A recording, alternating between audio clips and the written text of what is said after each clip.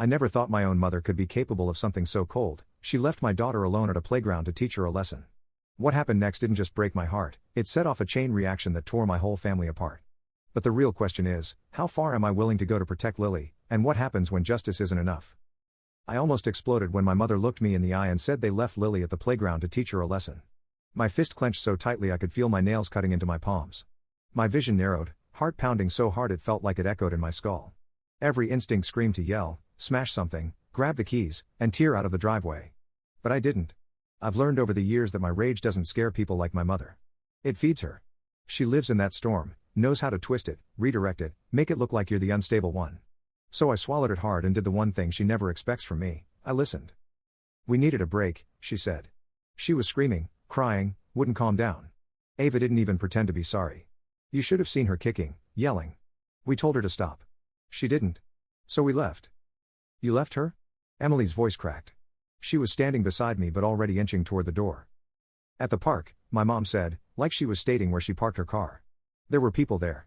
It's not like she was alone, Ava added. For a little while. She needed to cool off. You let her walk all over you. It's not healthy. It took everything in me not to scream. We hadn't planned on coming home until later that afternoon. It was supposed to be a short weekend trip, just the two of us, our first since Lily was born. We weren't even gone 48 hours. My mom practically pushed us out the door. Take some time for yourselves, she said. We'll have fun. She's in good hands. They were already acting strange when we FaceTimed on Saturday night. Lily didn't smile once, didn't speak, just waved and looked off camera the whole time. My mom said she was tired. Ava said she was sulking. But now we were here, and she wasn't. They left her at a park across town, 2 miles away on foot, at the hottest point of the day. I looked at the clock. It was just after 10 o'clock in the morning. My mother said they dropped her off yesterday, late afternoon. I didn't say a word. Emily turned and walked out, and I followed her. We drove in silence, just praying we'd find her sitting on a swing, maybe angry, maybe confused, but there. She wasn't. A woman near the basketball court said she'd seen a little girl crying near the slides after sunset, said she sat there for hours and wouldn't talk to anyone. She gave her a bottle of water and called the cops when no one came to get her. Emily was already calling the station when I turned the car around.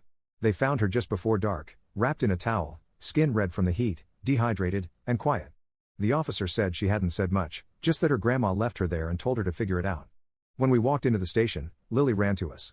She didn't say anything, just buried herself in Emily's arms and held on like she thought we might disappear too. The officer asked if we wanted to press charges. I said, no, not yet. We brought her home. She didn't speak on the way, didn't ask questions, just stared out the window, blinking slowly like she hadn't slept all night.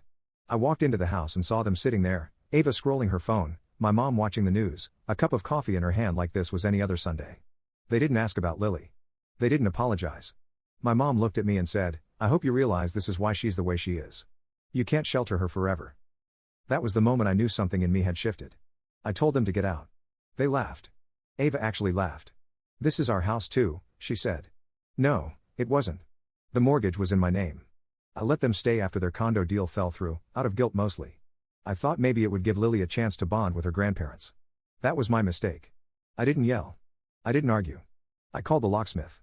Then I made another call, one I'd been holding off for years, a quiet contact I hoped I'd never have to use. It was time to pull a string I knew would unravel everything. Because this wasn't about discipline. It was cruelty, and I wasn't going to let it go.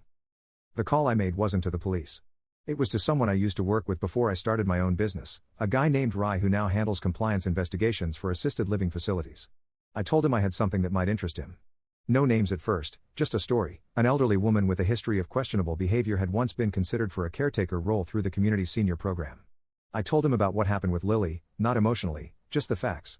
Rai didn't need much convincing. He said he'd look into it. I didn't need the law, not yet. I just needed the system to start noticing her. By Monday morning, my parents were gone. I changed the locks while they were at the grocery store. When they came back, their stuff was in boxes on the porch.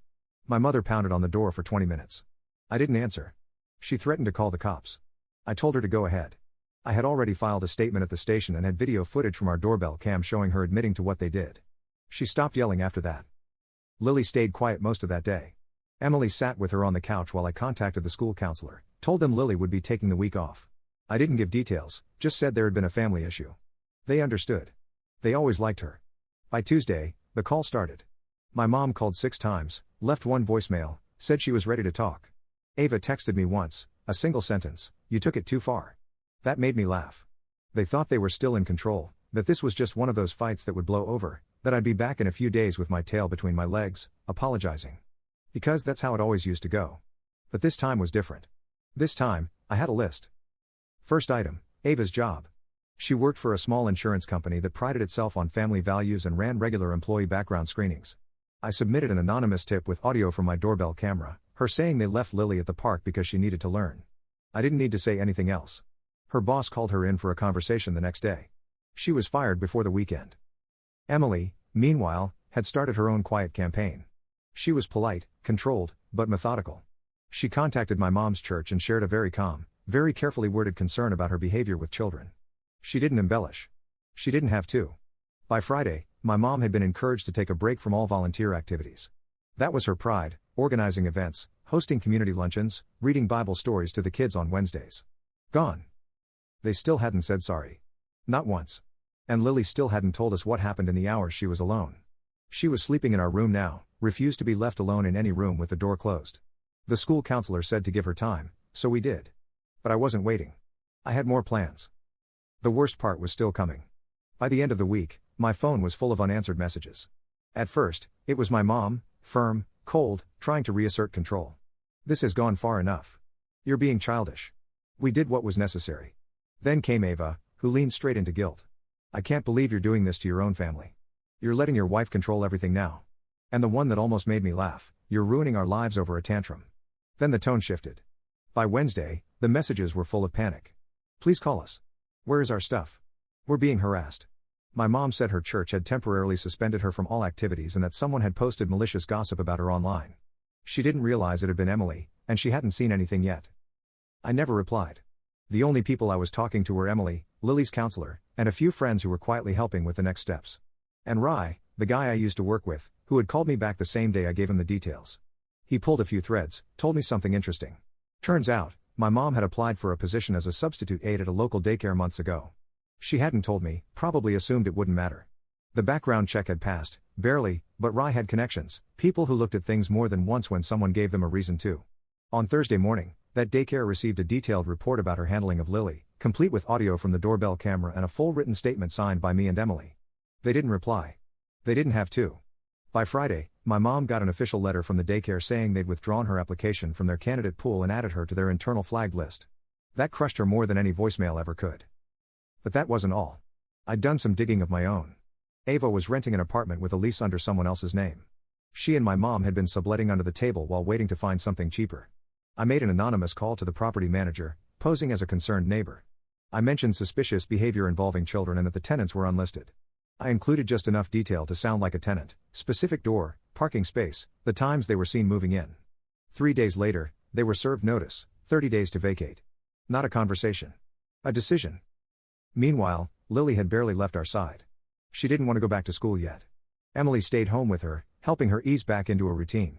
Sometimes she played quietly, sometimes she curled up and stared at nothing for hours. She still didn't talk about what happened at the park until she did. It was just past midnight. Emily was asleep. I was on the couch, half watching something on mute, when I heard soft footsteps. Lily stood there, holding her blanket. "Can I tell you now?" she asked.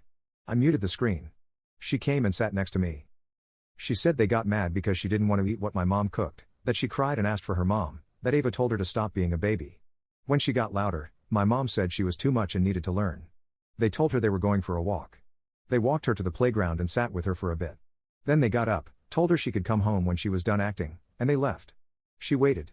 The sun went down. She said she thought they'd come back. She waited until it was too dark to see the path, then she got scared. She cried until her throat hurt, then stopped because it didn't help. A woman gave her water, asked her questions, but she was too afraid to go with her. She said she thought if she left, no one would find her. So she waited again until the police came. She told me all of this with the kind of flat voice you hear from people twice her age, like she wasn't even there when it happened. I didn't sleep after that. The next morning, I updated the police report and gave them the full story. The officer was sympathetic, said they'd need Lily to testify for anything to move forward. I knew she wouldn't, not yet, maybe not ever. But that didn't matter because, by now, their lives were already falling apart. My mom had lost her reputation, her community, her chance at a second career. Ava had lost her job, her apartment, her social circle. Even her boyfriend had gone quiet after Emily accidentally ran into him at the grocery store and told him exactly what happened. And this was just the beginning. Because I knew something they didn't.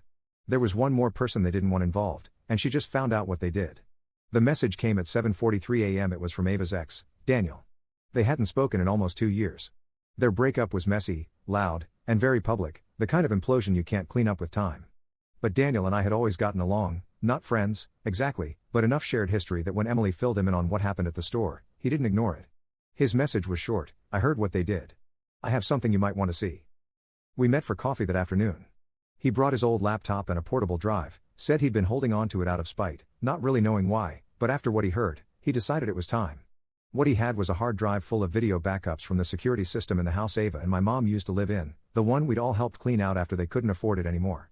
The cameras had been left running for weeks after they moved out, and during that time, Ava and my mom had made some choices.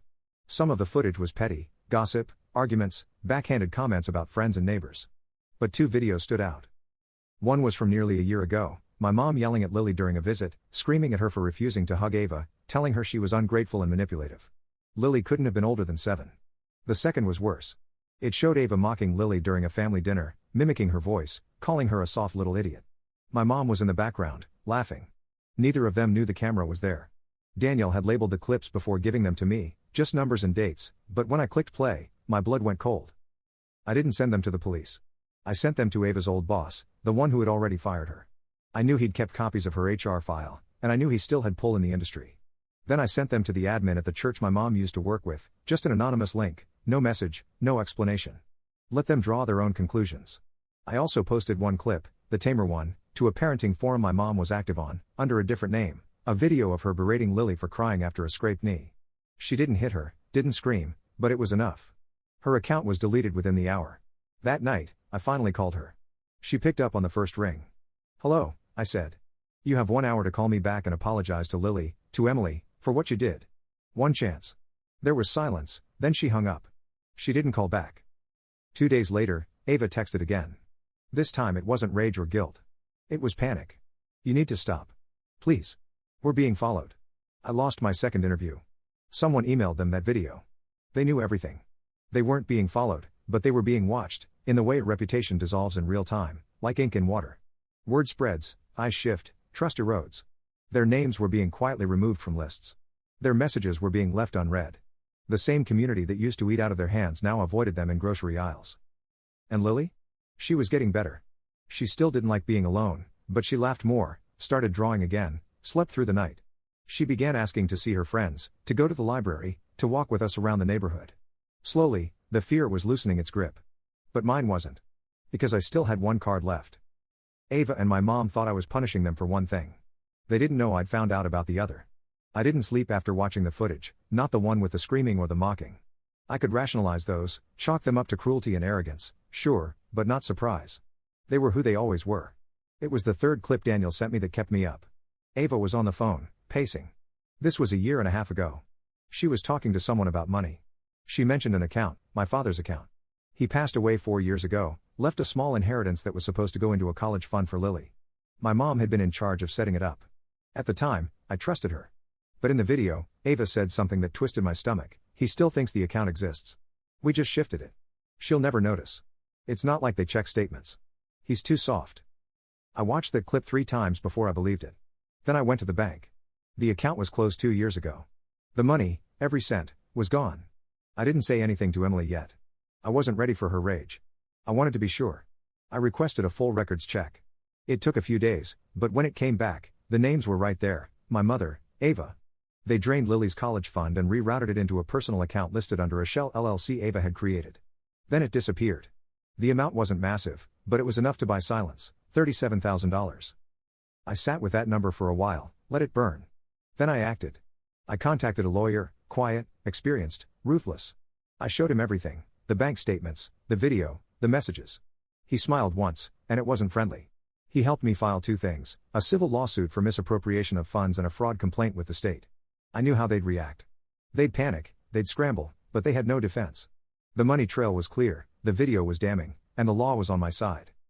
When the court letters arrived, Ava called me at 3 a.m. I let it ring out. The next day, my mom left a voicemail, sobbing. She said they were going to lose everything, that it was all a misunderstanding, that this wasn't how family handled things. I forwarded it to my lawyer. Emily was the one who made the next move. She contacted every friend Ava had, people she partied with, worked with, leaned on. She told them about the lawsuit, told them about the fraud. She didn't embellish, just the facts. By the end of the week, Ava's name was removed from 3 group chats and blocked by 2 people she used to consider backup family. Her world was shrinking fast. But I wasn't done. I reached out to Lily's old pediatrician, explained what had happened, calmly, respectfully. I said I wasn't asking for a diagnosis, I just wanted a note in her file, something that would protect her from ever being left with those people again. He added a flag, a red one.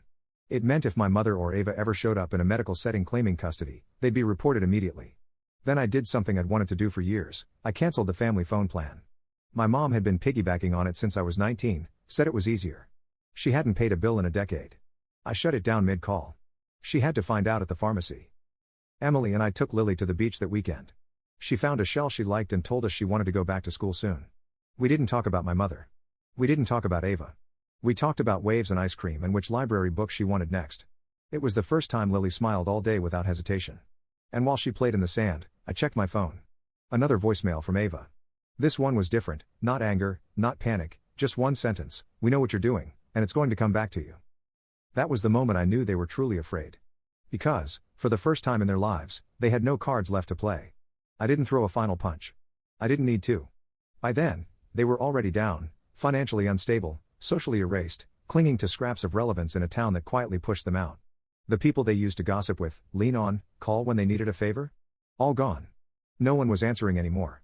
I let silence do the rest of the work. And then I closed the door myself. I sent 2 letters, handwritten, one to my mother, one to Ava.